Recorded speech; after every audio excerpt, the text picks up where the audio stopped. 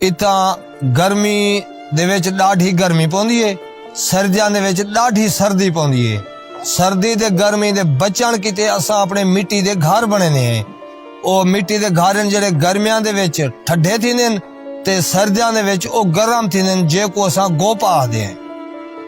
असां इत्थे जानवर पलेने हैं ते असाडी खुराक लस्सी, मक्खन, घ्यू ते खीर है।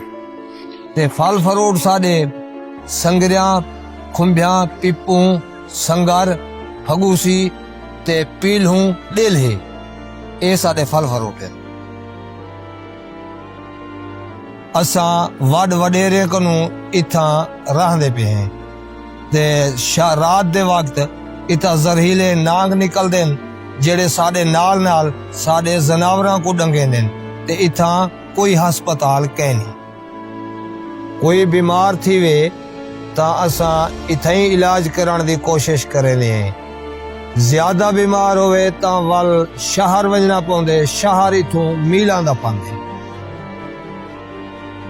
इथा पानी दा बहु मसला है। बारिश पौंदी है ते साडे टोबियां दे विच पानी पौंदे, असां ते साडे जनावर पानी कट्ठे पींदे है। पानी विच डिडा बहु होजन पर क्या करूं, मजबूरी है।